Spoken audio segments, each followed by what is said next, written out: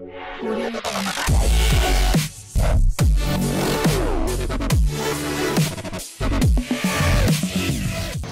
വിദ്യാർത്ഥികളെ, 8ാം ക്ലാസ്സിൽ ഹിസ്റ്ററിയിൽ കഴിഞ്ഞ ക്ലാസ്സിൽ നമ്മൾ റിവർ വാലി സിവിലൈസേഷനെ കുറിച്ചാണ് പഠിച്ചുകൊണ്ടിരിക്കുന്നത് അല്ലെ. ഹാരപ്പൻ സിവിലൈസേഷനിലെ ഏറ്റവും ഇമ്പോർട്ടന്റ് ആയിട്ടുള്ള ഒരു ഫീച്ചറിനെ കുറിച്ചാണ് ലാസ്റ്റ് ക്ലാസ്സിൽ നമ്മൾ പഠിച്ചത്. ഏതാ? ഹാരപ്പൻ സിവിലൈസേഷനിലെ ഡ്രെയിനേജ് സിസ്റ്റത്തെ കുറിച്ചാണ് അല്ലെ. ഡ്രെയിനേജ് സിസ്റ്റം കേട്ടിട്ടുണ്ടോ? ഓർമ്മയുണ്ടോ? അത് പുസ്തകം വായിച്ചോളണം നല്ലതുപോലെ. എന്താ ഏറ്റവും ഇമ്പോർട്ടന്റ് ആയിട്ടുള്ള ഫീച്ചറാ. അതിലെന്താ ഇതിന്റെ nature? The waste water from the houses was let out into the drains. വീടിൽ നിന്നുള്ള വേസ്റ്റ് വാട്ടർ എന്ത് ചെയ്യുന്നു? ഡ്രെയിൻസ് വഴി ചെറിയ ഓടകളിലൂടെ പുറത്തേക്ക് വിടുന്ന സംവിധാനം. These drains were conducted to the main drain of the state. അപ്പൊ നഗരത്തിലൂടെ പ്രധാനപ്പെട്ട ഒരു ഓട ഇങ്ങനെ പൊയ്ക്കൊണ്ടിരിക്കും. അതിൽ കൊണ്ടുപോയി കണക്ട് ചെയ്യും. നമ്മുടെയൊക്കെ വീടുകളിലൊക്കെ എന്താ ചെയ്യുന്നത്? വലിയ ഓസൊക്കെ ഇട്ടിട്ട് ഒന്നുകിൽ റോഡിലോട്ട് അല്ലെങ്കിൽ കണ്ട ഒരു പെരടത്തിലോട്ട് എവിടെയെങ്കിലുമാണ് നമ്മളൊന്ന് വിട്ടുകൊടുക്കുന്നത് വേസ്റ്റ് വെള്ളമൊക്കെ അല്ലെ. ഓടയിൽ വരുത്ത റോഡിലെ ഓടയിൽ വരത്തക്ക രീതിയിൽ കുറവാണ് എങ്കിലും മിക്കവാറും ഉള്ള വെള്ളങ്ങളെല്ലാം വഴിയിൽ നിന്നുള്ള എല്ലാം റോഡിലെ ഓടകൾ വന്ന് നിറയുന്നത് നമുക്ക് കാണാം മഴയത്തൊക്കെ പുറത്തിറങ്ങും. The drains were built of bone bricks and covered with stone slabs. ഈ ഡ്രെയിൻസ് എല്ലാം നിർമ്മിച്ചിരിക്കുന്നത് ബേൺ ബ്രിക്സ് ഉപയോഗിച്ച, ചുട്ട ഇഷ്ടികൾ ഉപയോഗിച്ച, മാത്രമല്ല അത് കവർ ചെയ്തിരിക്കുന്നു എന്ത്? സ്റ്റോൺ സ്ലാബ്സ് ഉപയോഗിച്ച്, കല്ലുപയോഗിച്ചുള്ള സ്ലാബ് ഉപയോഗിച്ച് അത് കവർ മൂടിയിട്ടേക്കും. Effective drainage systems existed even in small towns and villages അല്ലെ. ചെറിയ പട്ടണങ്ങളിലും ഗ്രാമങ്ങളിലും ഒക്കെ വളരെ കാര്യക്ഷമമായ ഒരു ഡ്രെയിനേജ് സംവിധാനം നിലവിലുണ്ടായി. അപ്പോൾ നിങ്ങൾ ആലോചിക്കുക, ഇന്ന് ഏകദേശം 10,000 വർഷങ്ങൾക്ക് മുമ്പാണ് ഇൻഡസ് വാലി സിവിലൈസേഷൻ നിലനിന്നത്. നമ്മൾ എഴുതിയിട്ടുണ്ടല്ലേ ഇത്? എന്താ കഴിഞ്ഞ ക്ലാസ്സിൽ പറഞ്ഞതാണ്. BC 2700-നും 1700-നും ഇടയ്ക്കാണ് ഈ ഇൻഡസ് വാലി അല്ലെങ്കിൽ ഹാരപ്പൻ സിവിലൈസേഷൻ. അപ്പോ 2700-നും 1700-നും ഇടയ്ക്ക്. അപ്പോ ഇന്നിപ്പോ തന്നെ എന്താ 2020, 2000, 3000, 3700, ഏകദേശം 4000, 5000, ഏകദേശം 5000 വർഷങ്ങൾക്ക് അടുപ്പിച്ചായി. 4000 വർഷങ്ങൾ കഴിഞ്ഞു. അപ്പൊ 4000 വർഷം മുമ്പ് തന്നെ ഇത്ര എഫക്റ്റീവ് ആയിട്ടുള്ള ഒരു ഡ്രെയിനേജ് സിസ്റ്റം, കാര്യക്ഷമമായ ഒരു സംവിധാനം, നഗര സംവിധാനം അന്ന് നിലവിലുണ്ടായിരുന്നു. അപ്പൊ ഇന്നത്തെ ടെക്നോളജിക്കൽ ഡെവലപ്മെന്റ്സിനെ കുറിച്ച് പറയണോ? സാങ്കേതികപരമായ വികാസത്തെ കുറിച്ചൊന്ന് പറയേണ്ട ആവശ്യമുണ്ടോ? ഒരാവശ്യമില്ല. കാരണം അന്നത്തെ തലമുറ, അന്ന് ഇന്ത്യയുടെ ഒരു മേജർ സിവിലൈസേഷൻ ആണ് ഇൻഡസ് വാലി ഹാരപ്പൻ സിവിലൈസേഷൻ. അന്നത്തെ പീപ്പിൾ ഫോളോ ചെയ്തിരുന്നത് ഇത്രയും എഫക്റ്റീവായ മെഷേഴ്സാണ്. അവരുടെ സിറ്റീസിന്റെ കാര്യം നമ്മൾ കഴിഞ്ഞ ക്ലാസ്സിൽ പറഞ്ഞു അല്ലെ.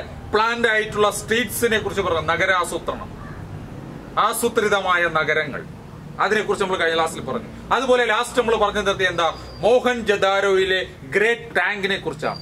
വലിയൊരു കുളം, മഹത്തായ ഒരു കുളം, കാൾഡ് ദി ഗ്രേറ്റ് ബാത്ത്സ്. അതിനറിയപ്പെട്ടത് എന്താ? ഗ്രേറ്റ് ബാത്ത് എന്നാണ്. മഹാസ്നാനഘട്ടം എന്ന് മലയാളം പറയും. ഗ്രേറ്റ് ബാത്ത് എന്താ പ്രത്യേകത?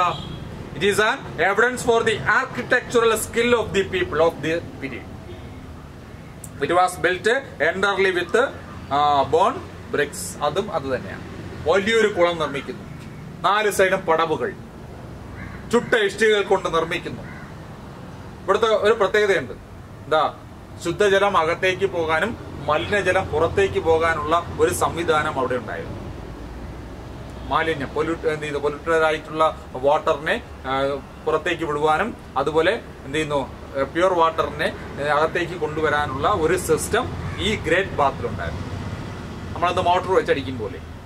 അന്ന് മോട്ടർ ഒന്നും ഇല്ലാതെ തന്നെ അറിയാം. നമുക്ക് അടിയിൽ കൂടെ എന്ത് ചെയ്യും? ചിലപ്പോൾ അവര് ചെറിയ ട്രെയിൻ പോലുള്ള ചെറിയ എന്തെങ്കിലും വെട്ടിയായിരിക്കും. ചിലപ്പോൾ വെള്ളം പുറത്തേക്ക് അഴുക്ക് വെള്ളം അത് പോയി തീരുമ്പോൾ അത് ക്ലോസ് ചെയ്യുന്നു. പുതിയ വെള്ളം അതിനകത്ത് നിറയ്ക്കും.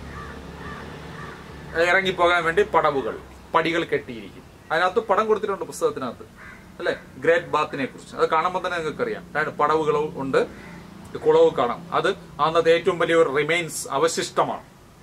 അത് ഇൻഡസ് വാലി ഹാരപ്പൻ സിവിലൈസേഷന്റെ ഏറ്റവും വലിയ കോൺട്രിബ്യൂഷൻ അല്ലെങ്കിൽ അവരുടെ ഇന്റലക്ച്വൽ ആയിട്ടുള്ള ഒരു ഡെവലപ്മെന്റ്സിന്റെ സ്കില്ലിന്റെ ബുദ്ധിപരമായ ഒരു കഴിവിന്റെ ഒരു ഉദാഹരണമാണ് ഏത് ഈ ഗ്രേറ്റ് ബാത്ത് എന്ന് പറഞ്ഞ ഏത് സിവിലൈസേഷന്റെ ഹാരപ്പൻ സിവിലൈസേഷൻ. പിടികിട്ടിയോ? ഇത്രയും കാര്യങ്ങൾ മനസ്സിലായോ? അപ്പൊ ഇത് പ്രധാനപ്പെട്ട ഒരു ടോപ്പിക്കാണ്. ഫീച്ചേഴ്സ് ഓഫ് സിറ്റീസ് അത് നിങ്ങൾ പഠിച്ചോളാം. ഹാരപ്പൻ സിറ്റികളുടെ പ്രത്യേകതകൾ എന്തെല്ലാം പോയിന്റ് ആയിട്ടിട്ട് നോട്ട്ബുക്കിൽ എഴുതി പഠിക്കണം. സെക്കൻഡ് ടോപ്പിക് നമ്മൾ പഠിക്കാൻ പോകുന്നു ഗ്രാനറി ആൻഡ് അഗ്രികൾച്ചർ. ഗ്രാനറി കലവറയെ കുറിച്ച്, അവരുടെ അഗ്രികൾച്ചർ കൃഷിയെ കുറിച്ചാണ് അടുത്ത് നമ്മൾ പഠിക്കാൻ പോകുന്നത്. ഹാരപ്പൻ സിവിലൈസേഷനിലെ പീപ്പിൾ അവരുടെ ലിവ്ലിഹുഡ് എന്താണ്, അവരുടെ ഫുഡ് ഐറ്റംസ് എന്താണ്, എന്തൊക്കെ ഫുഡ് ഐറ്റംസ് ആണ് അവര് പ്രൊഡ്യൂസ് ചെയ്തിരുന്നത്, അവരുടെ അഗ്രികൾച്ചർ ഫീൽഡിനെ അവരെങ്ങനെയാണ് ഡിപ്പെൻഡ് ചെയ്തത്, അതിനെ കുറിച്ച് അടുത്ത പറയും. Granaries R significant among the ruins discovered from Harappa. അല്ലെ, ഒരുപാട് ഗ്രാനറീസ് കലവറകൾ ഈ ഹാരപ്പൻ സിവിലൈസേഷൻ എന്ന് കണ്ടെത്താൻ കഴിഞ്ഞിട്ടുണ്ട്. They were big buildings with the facility to dry and store grains. വലിയ ബിൽഡിങ്ങുകൾ പോലെയാണ് അവരുടെ ഗ്രാനറി എന്ന് പറയുന്നത്. അതിനകത്ത് എന്ത് ചെയ്യുന്നു, ഈ ഭക്ഷ്യധാന്യങ്ങൾ അല്ലെ ധാന്യങ്ങളൊന്നും കേടുകൂടാതെ സൂക്ഷിക്കുന്നതിന് വേണ്ടിയാണ് ഇത്രയും വലിയ ബിൽഡിങ്ങുകൾ ഗ്രെയിൻസ് ആര് നിർമ്മിച്ചത്, ഗ്രാനറീസ് ആര് നിർമ്മിച്ചത്, നമ്മുടെ ഹാരപ്പൻ പീപ്പിൾ കൺസ്ട്രക്ട് ചെയ്തത്. The remains of wheat, barley, millet, sesame, pulse, etc. have been found here. അല്ലെ, എന്തൊക്കെ ചോളവും അതുപോലെ തന്നെ മറ്റു ധാന്യങ്ങൾ, നമ്മുടെ മില്ലറ്റും ഗോതമ്പും അല്ലെ, പയറുവർഗ്ഗങ്ങളും ഇങ്ങനെയുള്ള നിരവധി തിന ഇവയൊക്കെ എന്ത് ചെയ്യുന്നു, ധാരാളമായി ഈ ഗ്രാനറീസിന് കണ്ട അതിന്റെ റിമൈൻസ് അവശിഷ്ടങ്ങൾ എല്ലാം നശിച്ചു പോയാലും മണ്ണിന്റെ അടിയിൽ കിടന്നാലും ഇതിന്റെ കുറച്ച് വേസ്റ്റുകളൊക്കെ അവിടെ കാണും. അത് ഡിസ്കവർ ചെയ്താണ് നമ്മുടെ ആർക്കിയോളജിസ്റ്റുകൾ എന്ത് ചെയ്യുന്നത്, എക്സാമിൻ സയന്റിഫിക് സ്റ്റഡി നടത്തുന്നത്, ശാസ്ത്രീയമായ പഠനം നടത്തുന്നത്. ആ സയന്റിഫിക് സ്റ്റഡിയിൽ നിന്നാണ് ഈ സിവിലൈസേഷനിലെ എന്ത് ചെയ്യുന്നത്, ഗ്രാനറിയെ കുറിച്ചും അഗ്രികൾച്ചറിനെ കുറിച്ചും എവിഡൻസ് കിട്ടിയത്. Evidence of rice cultivation have been uncovered from Rangpur and Lothal in Gujarat. അല്ലെ, റൈസ് കൾട്ടിവേഷൻ അവർ എന്താ നെല്ല് കൃഷി ചെയ്തിരുന്നതായിട്ട് തെളിവുകൾ കിട്ടിയിട്ടുണ്ട്. ഗുജറാത്തിലെ ലോത്തലിൽ നിന്നും റംഗ്പൂരിൽ നിന്നും നെൽകൃഷി ചെയ്തതായിട്ടുള്ള എവിഡൻസുകൾ ഏത് സിവിലൈസേഷന്റെ, ഹാരപ്പൻ സിവിലൈസേഷനിൽ നിന്ന് നമുക്ക് കണ്ടെത്താൻ കഴിഞ്ഞിട്ടുണ്ട്. Cotton was also cultivated. അപ്പൊ വീറ്റ് ഉണ്ട്, അതുപോലെ തന്നെ ബാർലി ഉണ്ട്, മില്ലറ്റ് ഉണ്ട്, ധാന്യങ്ങൾ അത് തിനകളുണ്ട്, സീസൈം ഉണ്ട്, പൾസസ് ഉണ്ട്, പയറുവർഗ്ഗങ്ങൾ ഇതെല്ലാം ഉണ്ട്. കൂടാതെ എന്താ പാഡി കൾട്ടിവേഷൻ ഉണ്ട്, റൈസ് കൾട്ടിവേഷൻ ഉണ്ട്. അതോടൊപ്പം തന്നെ എന്തുണ്ട്, കോട്ടണും ആര് കൾട്ടിവേറ്റ് ചെയ്തിരുന്നു, റിവർ വാലി സിവിലൈസേഷനിലെ പീപ്പിൾ കൾട്ടിവേറ്റ് ചെയ്തിരുന്നു. The urban folk depended on the villages for food and work. അല്ലെ, കാരണം ഭക്ഷണത്തിനും തൊഴിലിനും വേണ്ടി നഗരവാസികൾ ഗ്രാമങ്ങളെ ആശ്രയിച്ചിരുന്നു. അവർക്ക് ആശ്രയിച്ചേ പറ്റൂ. The villages were the major market for the urban products. The villages were the major market for the urban products. അതാണ് അവിടുത്തെ ഒരു പ്രത്യേകത. എപ്പോഴും നമുക്കറിയാം സമ്പദ് വ്യവസ്ഥകൾ ഗ്രാമകേന്ദ്രീകൃതമായിരിക്കും. നഗരത്തിലുള്ളവർക്ക് ഗ്രാമങ്ങളെ ആശ്രയിച്ചേ പറ്റൂ. അതുപോലെ തന്നെ വില്ലേജിലുള്ളവർക്ക് നഗരങ്ങളെ ആശ്രയിക്കണം. അവരുടെ ഉൽപ്പന്നങ്ങളൊക്കെ കൊണ്ടുപോയി വിറ്റഴിക്കാൻ എവിടെ വേണം, നഗരങ്ങളിലെ കമ്പോളങ്ങളിലെ കൊണ്ടുപോയി വിറ്റഴിക്കണം. അതാണ് അവരുടെ പ്രത്യേകത. അപ്പോ ഇവിടെ എന്ത് ചെയ്യുന്നു, വില്ലേജിലും അർബൻ ഏരിയയും ഡിപ്പെൻഡ് ചെയ്താൽ മാത്രമേ എന്ത് ചെയ്യാൻ പറ്റൂ, അവിടെ ഒരു ലൈഫ് ഫോളോ ചെയ്യാൻ പറ്റൂ. The agriculture fields in the villages were fertile. നമുക്കറിയാലോ, വളരെ ഫെർട്ടൈൽ, ഫലഭൂഷ്ടമാണ് അഗ്രികൾച്ചർ ഫീൽഡ്. ദ വില്ലേജസ്, ഗ്രാമങ്ങൾ ഫലഭൂഷ്ടമാണ്. It is the alluvial soil deposit by the river Indus that made the fertile. Alluvial soil അറിയാലോ, നമ്മുടെ വളരെ നല്ല ഫലഭൂഷ്ടമായ എക്കൽ മണ്ണൊക്കെ നിറഞ്ഞ പ്രദേശമാണ് ഇൻഡസ് വാലി. അല്ലെ, വെള്ളം പൊങ്ങുന്ന സമയത്ത് മണ്ണുകളും എക്കലും എല്ലാം കൂടി വന്നടിക്കും. വെള്ളപ്പൊക്കം മാറി വെള്ളം ഉൾവലിയുന്ന സമയത്ത് അവിടെ എല്ലാം എന്തായിട്ട് മാറും? നല്ല ഫെർട്ടൈൽ സോയിൽ ആയിട്ട് മാറും. അവിടെ എന്ത് ചെയ്യാൻ പറ്റും? അവർക്ക് കൾട്ടിവേഷൻ നടത്താൻ പറ്റും. അപ്പോൾ എന്ത് ചെയ്യും? നല്ല പ്രോഡക്റ്റുകൾ കിട്ടും അല്ല, ഒരുപാട് പ്രൊഡക്ഷൻ ഇൻക്രീസ് ചെയ്യും, ഉൽപാദനം വർദ്ധിപ്പിക്കും. The Kalibangan in Rajasthan farming was done by ploughing the land. രാജസ്ഥാനിലെ കാലിബംഗാനിൽ എന്ത് ചെയ്യുന്നു? കൃഷിക്ക് എന്തുപയോഗിച്ചിരുന്നു? നിലം ഉഴുതുന്ന ഒരു സംവിധാനം ഉപയോഗിച്ചിരുന്നു. കാളയെ ഉപയോഗിച്ച് കലപ്പ ഉപയോഗിച്ചൊക്കെ നിലം ഉഴുതുന്ന ഒരു സംവിധാനം ഉണ്ടായിരുന്നു. The figures of ploughs made by the clay were discovered from here. Clay ഉപയോഗിച്ചുള്ള ഈ പ്ലോസിന്റെ ഫിഗേഴ്സ് അല്ലെ, ഈ മണ്ണിലൊക്കെ ഈ കാളകളെ കൊണ്ടുപോയി ചവിട്ടി അതിന്റെ കാൽപ്പാടുകളൊക്കെ കണ്ട് മനസ്സിലാക്കാൻ പറ്റും അല്ലെ. അതുപോലെ തന്നെ ഫിഗേഴ്സ് ഓഫ് പ്ലോസ് അല്ലെ, ഈ ഇതിന്റെ പ്ലോയുടെ ഫിഗേഴ്സ് അടയാളങ്ങളൊക്കെ അവിടെ നമുക്ക് കണ്ടെത്താൻ പറ്റും. Canals were constructed for irrigation. അതുപോലെ തന്നെ ജലസേചനത്തിന് വേണ്ടി ഹാരപ്പൻ സിവിലൈസേഷനിലെ പീപ്പിൾ എന്ത് നിർമ്മിച്ചിരുന്നു? കനാൽസ്, കനാലുകൾ നിർമ്മിച്ചു. കനാൽ എഞ്ചിനീയറിംഗ്, അതാണ് അതിന്റെ ഒരു പ്രത്യേകത. എന്നുവെച്ചാൽ വലിയ വലിയ പ്രദേശങ്ങളിൽ കൃഷി ചെയ്യുന്നതിന് വേണ്ടി വെള്ളമൊക്കെ കെട്ടി നിർത്തിയിട്ട് അവിടെ നിന്ന് എന്ത് ചെയ്യും? ചെറിയ തോടുകൾ പോലെ നിർമ്മിച്ച് കൃഷിയിടങ്ങളിലേക്ക് വെള്ളം കൊണ്ടെത്തിക്കുന്നതിന് വേണ്ടിയാണ് കനാലുകൾ നിർമ്മിക്കുന്നത്. ഇതൊക്കെ ആലോചിക്കുക, നമ്മൾ ഇതൊക്കെ ചെയ്ത് നമ്മുടെ പൂർവികന്മാരും ഇതൊക്കെ ചെയ്തു. 14,000 വർഷങ്ങൾക്ക് മുമ്പുള്ള സംവിധാനം അടുത്ത കാലം വരെ ഫോളോ ചെയ്തിരുന്നു. അത്രമാത്രം ഒരു അഗ്രികൾച്ചർ സെക്ടറിനെ ഡിപ്പെൻഡ് ചെയ്യുന്ന ഒരു സോഷ്യൽ ലൈഫാണ് നമുക്കുണ്ടായിരുന്നത്.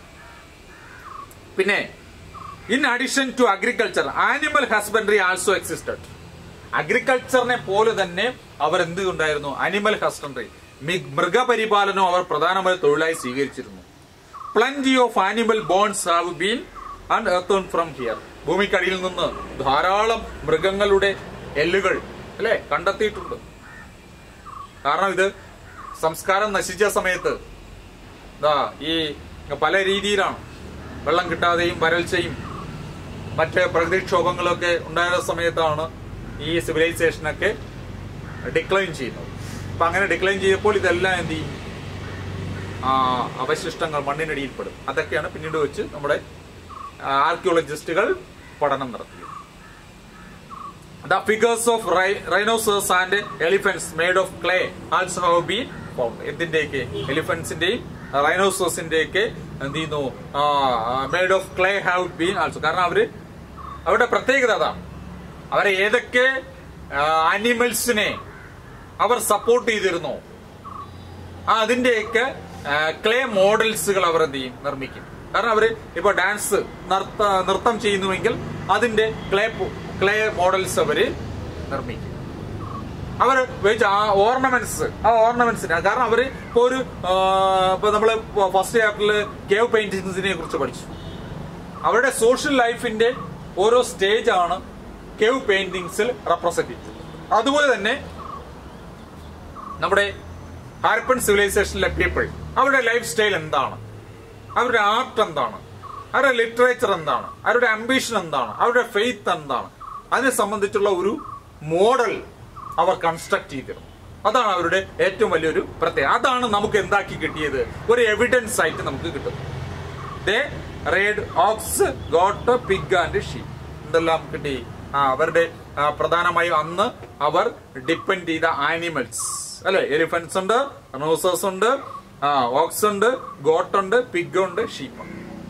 ഇതെല്ലാം പന്നിയും ആടും ചെമ്മരിയാടും കാളയും ഒക്കെ അന്ന് ആ കാലഘട്ടത്തിൽ അവരുടെ ജീവിതത്തിന്റെ അതിന്റെയൊക്കെ പിക്ചറുകൾ ക്ലേ മോഡൽസ് പോലെ ക്ലേ അല്ലെ അത് നിർമ്മിച്ചു. അവർ അതിന്റെ രൂപം അവര് കളിമണ്ണിൽ നിർമ്മിക്കും.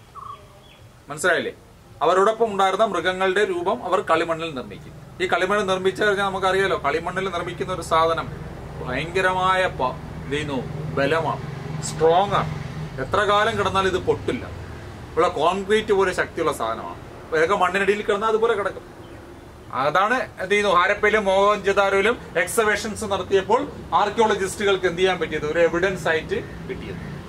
അതാണ് അവിടുത്തെ ഏറ്റവും വലിയൊരു മെറിറ്റ് എന്ന് പറയുന്നത്. അതാണ് the surplus agriculture products were stored in the granary അല്ലെ.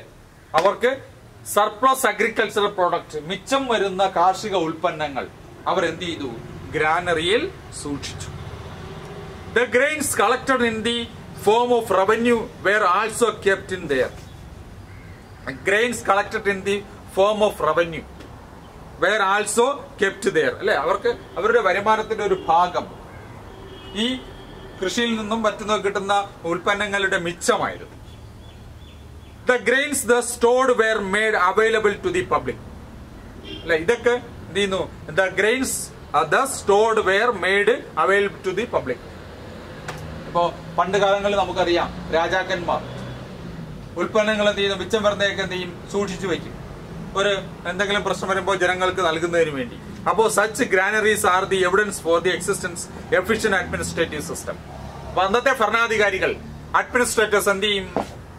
ഈ ഗ്രെയിൻസ് എല്ലാം ഗ്രാനറിയിൽ എന്ത് ചെയ്യും? സ്റ്റോർ ചെയ്യും. ഇപ്പൊ grains was the stored were made available to the public. Such granaries are the evidence for the existence and efficient administrative system. അല്ലെ, ഈ ഗ്രാനറികൾ കാരണം ഒരു ക്ഷാമകാലം വന്നു കഴിഞ്ഞാലും ഈ ഗ്രാനറിക്കകത്തുള്ള ഫുഡ് പ്രോഡക്ട്സുകൾ, ഈ ഗ്രെയിൻസുകളൊക്കെ എന്ത് ചെയ്യാൻ പറ്റും? ധാന്യങ്ങളൊക്കെ എന്ത് ചെയ്യാൻ പറ്റും? പാവങ്ങൾക്ക്, പൊതുജനങ്ങൾക്ക് നൽകാൻ പറ്റും. കാരണം അവിടുത്തെ അഡ്മിനിസ്ട്രേറ്റേഴ്സ് വളരെ വിജിലന്റ് ആയിരുന്നു. അപ്പൊ ഒരു സ്ട്രോങ്, ഒരു efficient administrative system prevailed in this period. ഈ കാലഘട്ടത്തിൽ നിലനിന്നതിന് തെളിവാണ് ഈ ഗ്രാനറി, നമ്മൾ ഈ പഠിച്ച ഗ്രാനറി എന്ന് പറയുന്നത്. കാരണം എന്താ? വളരെ സ്റ്റേബിൾ ആയിട്ടുള്ള ഒരു അഗ്രികൾച്ചർ സിസ്റ്റമാണ്. അപ്പൊ ഗ്രാനറിയുടെ മെറിറ്റ് എന്താണെന്ന് മനസ്സിലായല്ലോ. പണ്ട് നമ്മളെ വീടുകളിലൊക്കെ ഉണ്ടായിരുന്നു, അറിയാമോ? നിങ്ങളൊക്കെ അപ്പൂപ്പന്മാരുടെയൊക്കെ ചോദിച്ചാൽ അറിയാം. പണ്ട് നമുക്ക് ഇഷ്ടം പോലെ നെൽകൃഷി ഉണ്ടായിരുന്നു. ഈ നെല്ലൊക്കെ എന്ത് ചെയ്യും? അറുത്ത് കൊണ്ടുവന്ന് അടിച്ച് റെഡിയാക്കി നെല്ലൊക്കെ വേർതിരിച്ച് വൈക്കോലൊക്കെ മാറ്റി ആ നെല്ലിനെ ഉണക്കി, നല്ലതുപോലെ ഉണക്കി പാറ്റി ഉണക്കി എടുത്തിട്ട് എന്ത് ചെയ്യും? വലിയ പത്തായം, വീട്ടിൽ പത്തായം കാണും, പത്തായത്തിനകത്തിട്ട് സൂക്ഷിക്കും. ഒരിക്കലും ഒരു ക്ഷാമവും നമ്മുടെ വീട്ടിലൊന്നും അരിക്കൊരു ബുദ്ധിമുട്ടേ ഉണ്ടാവില്ല. ഈ അരി തീരുന്നതിനനുസരിച്ച് നെല്ലെടുത്ത് പുഴുങ്ങി അരിയാക്കി മാറ്റി നമ്മൾ ഉപയോഗിക്കുന്നു. പണ്ട് നമുക്ക് അത് മാത്രമേ കഴിയൂ. ഇന്ന് നമ്മൾ ചമ്പാവരി എന്ന് പറയുന്ന കളർ മുക്കിയ ഒരു സാധനം വാങ്ങുന്നത്. പണ്ടതല്ല, ഒറിജിനൽ നെല്ലരി കഴിച്ചിരുന്നവരാണ് നമ്മൾ മലയാളികൾ. അല്ലെ, ഏറ്റവും കൂടുതൽ നെൽകൃഷി ഉണ്ടായിരുന്ന ഒരു സ്ഥലമാണ് നമ്മുടെ കുട്ടനാടും. നമ്മുടെ തൊട്ടടുത്തൊരു സ്ഥലമുണ്ട്, പള്ളിപ്പുറം ഏലായി എന്ന് പറയും. നിങ്ങൾക്കറിയാം, കണിയാപുരത്തോട്ട് പോകുമ്പോൾ പള്ളിപ്പുറം. ഇന്ന് അവിടെയൊക്കെ കംപ്ലീറ്റ് നികത്തി. ഏറ്റവും കൂടുതൽ നെൽകൃഷി ഉണ്ടായിരുന്ന മറ്റൊരു സ്ഥലം കൂടിയാണ്. അത്രമാത്രം ഇമ്പോർട്ടൻസ് അഗ്രികൾച്ചർ സെക്ടറിന് കൊടുത്തിരുന്ന ഒരു സ്റ്റേജ് നമുക്കുണ്ടായിരുന്നു. അത് ആരെ ഫോളോ ചെയ്താണ്? ഇൻഡസ് വാലി സിവിലൈസേഷനിലെ പീപ്പിളിന്റെ ലൈഫ് സ്റ്റൈലിനെ ഫോളോ ചെയ്തുള്ള ഒരു ലൈഫാണ്, വില്ലേജ് ലൈഫാണ് മോഡേൺ ലൈഫ് വരെയും നമ്മൾ ഫോളോ ചെയ്തത്. അപ്പോ ഇവിടെ ഹാരപ്പൻ സിവിലൈസേഷന്റെ അഗ്രികൾച്ചറിനെ കുറിച്ചാണ് നമ്മൾ പറഞ്ഞത്. ഇനി അത് വായിച്ചു നോക്കാം, നല്ലത് വായിച്ച് മനസ്സിലാക്കണം കേട്ടോ. ഡൗട്ട് ഉണ്ടെങ്കിൽ ചോദിക്കണം, പഠിപ്പിക്കാൻ പോകും. നെക്സ്റ്റ് അവരുടെ ട്രേഡിനെ കുറിച്ചാണ് പഠിക്കുന്നത്. വ്യാപാരം എന്താണ്? ട്രേഡ് എന്തായിരുന്നു? ഇൻഡസ് വാലി പീപ്പിൾ ഏത് തരം ട്രേഡ് ആണ് അവർ ഫോളോ ചെയ്തത്? The agriculture progress led to the surplus production and storage of grains. നമ്മൾ പഠിച്ചു അഗ്രികൾച്ചർ പ്രൊഡക്ഷൻ പ്രോഗ്രസ്. കാർഷിക മേഖലയിൽ പുരോഗതി ഉണ്ടായ സമയത്ത് സർപ്ലസ് പ്രൊഡക്ഷൻ ഉണ്ടായി, ഉൽപാദന മിച്ചമുണ്ടായി. അപ്പൊ അതെന്ത് ചെയ്ത്? സ്റ്റോറേജ് ഓഫ് ഗ്രെയിൻസ്, ധാന്യങ്ങൾ സ്റ്റോറേജ് ചെയ്യാൻ തുടങ്ങി. Accurate weights and measures were used for exchanging the stored product. അല്ലെ, accurate weights and measures, കൃത്യമായ അളവ് തൂക്ക സമ്പ്രദായം ആ കാലഘട്ടത്തിൽ നിലവിലുണ്ടായിരുന്നു. ഉൽപ്പന്നങ്ങൾ വിൽക്കുന്നതിനും വാങ്ങുന്നതിനൊക്കെ കൃത്യമായ ഒരു അളവ് തൂക്കം, ആക്യുറേറ്റ് വെയ്റ്റ്സ് ആൻഡ് മെഷേഴ്സ്. മറക്കണ്ട, ഹാരപ്പൻ സിവിലൈസേഷന്റെ ഏറ്റവും വലിയ കോൺട്രിബ്യൂഷനിൽ ഒന്നാണ് ആക്യുറേറ്റ് വെയ്റ്റ്സ് ആൻഡ് മെഷേഴ്സ്, കൃത്യമായ അളവ് തൂക്ക സമ്പ്രദായം. Weighing and measures tools have been unearthed from here. കാരണം ഇങ്ങനെയുള്ള അളവ് തൂക്ക സാമഗ്രികളൊക്കെ മണ്ണിനടിയിൽ നിന്ന് കണ്ടെത്തിയിട്ടുണ്ട്. The inscriptions discovered from Mesopotamia mention their trade relation with the Meluha. Historians opine the Meluha is the probably Harappa. അതായത് മെസപ്പൊട്ടോമിയൻ സിവിലൈസേഷനിലെ മെലൂഹ എന്ന് പറയുന്ന പ്രദേശവുമായി ബന്ധപ്പെട്ട് ട്രേഡ് റിലേഷൻ നടത്തിയിരുന്നതായി പറയപ്പെടുന്നു. യഥാർത്ഥത്തിൽ ആ മെലൂഹ എന്നറിയപ്പെടുന്നത് ഏതായിരുന്നു? മെലൂഹ ഈ പ്രോബബ്ലി ഹാരപ്പ എന്നാണ് പറയുന്നത്. അപ്പൊ നമുക്ക് മെസപ്പൊട്ടോമിയ എന്ന് പറയുന്നത് ഇന്ന് ഏത് രാജ്യമാണെന്നറിയാമോ? മെസപ്പൊട്ടോമിയ. ഇന്നത്തെ ഏത് രാജ്യം? ഇറാഖ്. ഇന്നത്തെ ഇറാഖാണ് മെസപ്പൊട്ടോമിയ. ആ മെസപ്പൊട്ടോമിയയുമായി ഇന്ത്യക്ക് ട്രേഡ് ലിങ്ക് ഉണ്ടായിരുന്നു. അതിന്റെ ഒരു എവിഡൻസ് ആണ് മെലൂഹ ആൻഡ് മെസപ്പൊട്ടോമിയ. മെലൂഹ എന്ന് പറയുന്നത് ഹാരപ്പയായിരുന്നു. The Mesopotamian seals found from Harappa also provide evidence for the trade link. Mesopotamian seal, അടയാളങ്ങൾ, മെസപ്പൊട്ടോമിയയുമായി ട്രേഡ് ലിങ്ക് നടത്തുന്ന അടയാളങ്ങൾ, ചിലപ്പോൾ അവരുടെ കോയിൻസ് ആവാം, മറ്റേതെങ്കിലും ആവാം, അല്ലെ? അപ്പൊ ആ ഒരു ട്രേഡ് ലിങ്കിന്റെ ഒരു എവിഡൻസ് ആയിരുന്നു Mesopotamian seals. Lothal was one of the certain centre of the maritime trade, അല്ലെ? ഒരു സമുദ്ര വ്യാപാരത്തിന്റെ ഒരു കേന്ദ്രമായിരുന്നു ഏത്? ലോത്തൽ, ഗുജറാത്തിലെ ലോത്തൽ സമുദ്ര വ്യാപാരത്തിന്റെ ഒരു കേന്ദ്രമായിരുന്നു. The clay models of sailing ships obtained also prove their maritime trade link. സമുദ്ര വ്യാപാരം അല്ലെ നടത്തിയിരുന്ന ഒരു തെളിവാണ് ആ കാലഘട്ടത്തിൽ നിന്ന് അവർ ധാരാളം ഷിപ്പിന്റെ, കപ്പലുകളുടെയൊക്കെ എന്ത് ചെയ്യുന്നു, ക്ലേ പോട്ട്സുകൾ, അല്ലെ, കളിമൺ എന്ത് ചെയ്യുന്നു, പോട്ടുകളൊക്കെ, പോട്ട് പോലെ മോഡൽസ്, ക്ലേ മോഡൽ, ഷിപ്പിന്റെയൊക്കെ ക്ലേ മോഡലൊക്കെ അന്ന് കണ്ടെത്തിയിരുന്നു. അപ്പൊ അതാണ് ഞാൻ നേരത്തെ പറഞ്ഞ, അവർ എന്തുപയോഗിച്ചിരുന്നോ, ഏതുപയോഗിച്ചിരുന്നോ, എന്ത് ഫോളോ ചെയ്തിരുന്നോ അതിന്റെയൊക്കെ ക്ലേ മോഡൽസ് അവർ പ്രൊഡ്യൂസ് ചെയ്യും. അപ്പൊ ഇവിടെയും മാരിടൈം ട്രേഡ് ലിങ്കിന്റെ ഒരു എവിഡൻസ് ആണ് ഏത്? ഷിപ്സ് എന്ന് പറയുന്നത്. അതിന്റെ ക്ലേ മോഡൽസും എക്സവേറ്റ് ചെയ്യാൻ ഹിസ്റ്റോറിയൻസിന് കഴിഞ്ഞിട്ടുണ്ട്. The seals widely found from the Indus Valley sites were probably used for the purpose of trade. അല്ലെ, ധാരാളം വ്യാപകമായി അടയാളങ്ങൾ കണ്ടെത്താൻ കഴിഞ്ഞിട്ടുണ്ട് ട്രേഡ് ലിങ്കുമായി ബന്ധപ്പെട്ട്. കാരണം പ്രധാനമായും കോയിൻസ് ഒക്കെയാണ് അതിനകത്ത് വരുന്നത്. However, no evidence for the use of coins has been found yet. കൂടുതലായി നാണയങ്ങളൊന്നും കണ്ടെത്താൻ പറ്റില്ല. പക്ഷെ അവർ ഉപയോഗിച്ചിരുന്ന മറ്റ് സീൽസ്, അതെന്താ പറയുന്നത്? They collected copper from the mines of Khetri in the present Rajasthan and tin from the present Afghanistan and Central Asia. പ്രധാനമായും അവർ കളക്ട് ചെയ്തിരുന്നു copper from the mines of Khetri in present Rajasthan. ഇന്ന് രാജസ്ഥാനിലെ ഖേത്രി ഖനികളിൽ നിന്ന് കോപ്പർ, ചെമ്പും, ആൻഡ് ടിൻ എവിടെ നിന്ന്? Present Afghanistan, central ഏഷ്യയിലെ അഫ്ഗാനിസ്ഥാനിൽ നിന്ന് ടിന്നും അവരെന്ത് ചെയ്തിരുന്നു? കളക്ട് ചെയ്തിരുന്നു. കോപ്പറും ടിന്നുമായ രണ്ട് പദാർത്ഥങ്ങൾ അന്ന് അവർ കളക്ട് ചെയ്തിരുന്നതായി പറയപ്പെടുന്നു. Copper was mixed with tin to produce bronze. ആ കോപ്പറും ടിന്നും മിക്സ് ചെയ്ത് അവർ എന്ത് നിർമ്മിച്ചു? ബ്രോൺസ്. ബ്രോൺസ് മീൻസ് വെങ്കലം. അപ്പോ അവർ വ്യാപകമായി ഉപയോഗിച്ചിരുന്ന ഒരു ലോഹം ഏതായിരുന്നു? വെങ്കലമായിരുന്നു. അവർ വ്യാപകം ഈ റിവർ വാലി സിവിലൈസേഷനിൽ കോമൺ ആയി കണ്ടെത്താൻ കഴിഞ്ഞ, എക്സ്വേറ്റ് ചെയ്യാൻ പറ്റിയിരുന്ന ഒരു മെറ്റലാണ് ഏത്? ബ്രോൺസ്. അപ്പൊ ആ ബ്രോൺസ് ഇൻഡസ് വാലി പീപ്പിൾ എങ്ങനെയാണ് പ്രൊഡ്യൂസ് ചെയ്തിരുന്നത്? രാജസ്ഥാനിലെ ഖേത്രി മൈൻസിൽ നിന്ന് എന്ത് ചെയ്തു? കോപ്പർ കളക്ട് ചെയ്യുന്നു. അതുപോലെ സെൻട്രൽ ഏഷ്യയിലെ അഫ്ഗാനിസ്ഥാനിൽ നിന്ന് ടിൻ കളക്ട് ചെയ്യും. എന്നിട്ട് ഈ കോപ്പറും ടിന്നും കൂടി മിക്സ് ചെയ്ത് എന്ത് നിർമ്മിച്ചു? ബ്രോൺസ് നിർമ്മിച്ചു. It came to be known as bronze age civilisation. അല്ലെ, they made tools and weapons using bronze. അവരുടെ ടൂൾസും വെപ്പൺസും എന്ത് നിർമ്മിച്ചതായിരുന്നു? ബ്രോൺസ് ഉപയോഗിച്ചതായിരുന്നു, വെങ്കലം ഉപയോഗിച്ചായിരുന്നു അവരുടെ ടൂൾസും വെപ്പൺസും ഒക്കെ നിർമ്മിച്ചത്.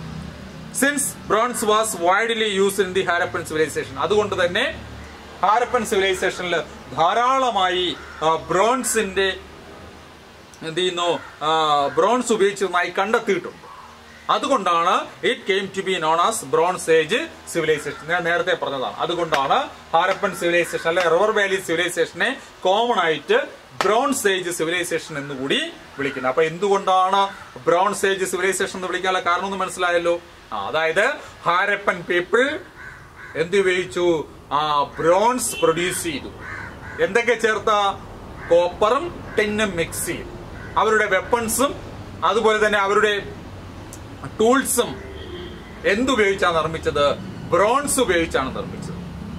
അപ്പൊ ബ്രോൺസ് വൈഡ്ലി ആയിട്ട് അവർ യൂസ് ചെയ്തതായിട്ട് കണ്ടെത്തിയിട്ടുണ്ട്. കാരണം അവരുടെ എവിഡൻസ് കളക്ട് ചെയ്തപ്പോൾ അങ്ങനെ എക്സവേഷൻസിൽ നിന്ന് കിട്ടിയ റിസൾട്ട് അതാണ്. അതുകൊണ്ടാണ് it came to be known as bronze age civilization. ഇതിന് എന്ത് പേര് കൂടി അറിയപ്പെടുന്നത്? ബ്രോൺസ് ഏജ് സിവിലൈസേഷൻ എന്ന് കൂടി അറിയപ്പെടും. പിടികിട്ടിയോ? യെസ്.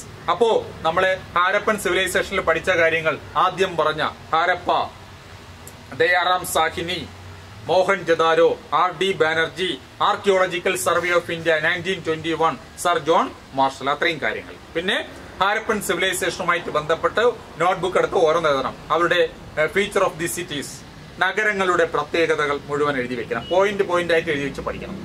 സെക്കൻഡ് അവരുടെ ഗ്രാനറിയെ കുറിച്ചും അഗ്രികൾച്ചറിനെ കുറിച്ചും. ഗ്രാനറിയുടെ നേച്ചർ എന്താണെന്ന് എഴുതണം. അവർ പ്രധാനമായും പ്രൊഡ്യൂസ് ചെയ്തിരുന്ന അഗ്രികൾച്ചർ പ്രോഡക്റ്റ്, കൾട്ടിവേറ്റ് ചെയ്തിരുന്ന അഗ്രികൾച്ചർ പ്രോഡക്റ്റ് എഴുതുന്നത് പ്രധാനമായും അവർ കൃഷി ചെയ്തിരുന്ന കാർഷിക ഉൽപ്പന്നങ്ങൾ ഏതൊക്കെയാണെന്ന് എഴുതി വെക്കണം. അവരുടെ ഗ്രാനറിയുടെ ഫീച്ചർ എന്താണെന്ന് എഴുതി വെക്കണം. ഇവിടെ കിട്ടിയോ? അത് കഴിഞ്ഞ് അവരുടെ ട്രേഡിനെ കുറിച്ച്, അവരുടെ ട്രേഡ് റിലേഷൻ എന്തൊക്കെയാണ്, അവരുടെ ഏതൊക്കെ പ്രോഡക്റ്റുകളാണ് അവർ എക്സ്ചേഞ്ച് ചെയ്തിരുന്നത്, പിന്നെ അവരെന്ത് ചെയ്യുന്നു, ഏറ്റവും ഇമ്പോർട്ടന്റ് ആയി അവർ പ്രൊഡ്യൂസ് ചെയ്തിരുന്ന ഒരു മെറ്റൽ എന്ന് പറയുന്നത് ബ്രോൺസ് ആണ്. അപ്പൊ ആ ബ്രോൺസിന്റെ വെപ്പൺസും ടൂൾസും ഒക്കെ ധാരാളമായി കണ്ടെത്തിയിട്ടുണ്ട്. അതുകൊണ്ട് ഈ സിവിലൈസേഷനെ എന്തെന്ന് കൂടി അറിയപ്പെട്ടു? ബ്രോൺസ് ഏജ് സിവിലൈസേഷൻ എന്ന് കൂടി വിളിച്ചു. ഇവിടെ കിട്ടിയോ? ഇത്രയും കാര്യങ്ങൾ ഒരു ചാപ്റ്ററിന്റെ കാൽഭാഗമായിട്ടേ ഉള്ളൂ. ഇനിയും ഉണ്ട് ഹാരപ്പയെ കുറിച്ച്, അവരുടെ ഹാൻഡിക്രാഫ്റ്റ്സിനെ കുറിച്ച് പഠിക്കണം, ഓക്കുപേഷണൽ ഗ്രൂപ്പ്സിനെ കുറിച്ച് പഠിക്കണം, ബിലീഫ് സിസ്റ്റം ഒക്കെ പഠിക്കണം. അത് അടുത്ത ക്ലാസ്സിൽ നമ്മൾ പഠിക്കും. അപ്പൊ ഇത്രയും കാര്യങ്ങൾ നിങ്ങൾ ക്ലിയർ ആയിട്ടൊന്ന് വായിച്ചു നോക്കണം. ഡൗട്ട് ഉണ്ടാവാം അല്ലെ? ഇത്രയും കാര്യങ്ങൾ പുസ്തകം വായിക്കണം. എത്ര നമ്മൾ ഏകദേശം 1, 2, 3, 4, 5 പേജോളം നമ്മൾ പഠിച്ചു കഴിഞ്ഞു. അപ്പൊ ഈ 2 ക്ലാസ്സിൽ നമ്മൾ 5 പേജോളം പഠിച്ചു. അപ്പൊ ഇതിന് നല്ലതുപോലെ വായിച്ച് മനസ്സിലാക്കുക, വായിച്ച് മനസ്സിലാക്കി വയ്ക്കുക. പോയിന്റ്സുകൾ നോട്ട്ബുക്കിൽ എഴുതി വെച്ച് പഠിക്കുക. ഹാരപ്പൻ സിവിലൈസേഷൻ മാത്രമാണ് നമ്മൾ പഠിക്കുന്നത്. അപ്പൊ അവരുടെ ഓരോ സ്റ്റേജസ് ആയിട്ടാണ് പഠിക്കുന്നത്. ഏതൊക്കെ?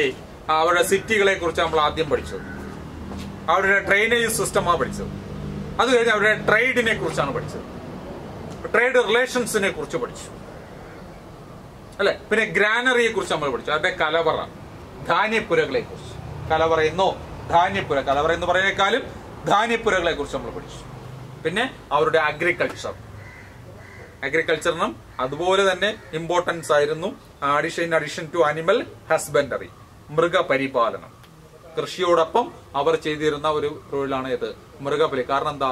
അഗ്രികൾച്ചറും അനിമൽ ഹസ്ബൻഡറിയും ഒരുപാട് ഒരു ഈക്വൽ ആയിട്ട് നമുക്ക് എന്ത് ചെയ്യാൻ പറ്റും, ഫോളോ ചെയ്യാൻ പറ്റുന്ന ഓപ്പർച്യൂണിറ്റിയാണ്. കാരണം കൃഷിയും മൃഗപരിപാലനവും കൂടി നമുക്കറിയാം, രണ്ടും കൂടി എന്ത് ചെയ്യുന്നു, യോജിപ്പിക്കാൻ പറ്റും. കാരണം രണ്ടും നമുക്ക് എന്ത് ചെയ്യാൻ പറ്റും, ഒരുപോലെ പിന്തുടരാൻ പറ്റുന്ന 2 തൊഴിലുകളാണ്. അതുകൊണ്ടായിരിക്കാം ഏൻഷ്യൻ ലൈഫിലായാലും മോഡേൺ ലൈഫിലായാലും ഈ അഗ്രികൾച്ചർ സെക്ടറിനെ ഡിപ്പെൻഡ് ചെയ്യുന്ന ഫാമിലീസ് അല്ലെങ്കിൽ വില്ലേജസ് എന്ത് ചെയ്യുന്നു, അനിമൽ ഹസ്ബൻഡറി കൂടി ഫോളോ ചെയ്യുന്നു. പിടികിട്ടിയോ ഇത്രയും കാര്യങ്ങൾ? അപ്പൊ ഇത്രയും കാര്യങ്ങൾ നമ്മൾ എന്ത് ചെയ്യണം, വളരെ ക്ലിയർ ആയിട്ട് തന്നെ വായിക്കണം. നിങ്ങൾക്ക് ഒരുപാട് കൺഫ്യൂഷൻസ് ഒക്കെ വരാം, പുതിയ പോർഷൻസ് ഒക്കെ അല്ലേ, നല്ലത് പഠിച്ചിട്ടുണ്ടോ? കുറെ കുട്ടികളൊക്കെ പഴയ ക്ലാസ്സുകളിലൊക്കെ പഠിച്ചിട്ടുണ്ടാവും. അപ്പൊ അതുകൊണ്ട് കൺഫ്യൂഷൻ വരാൻ സാധ്യതയില്ല.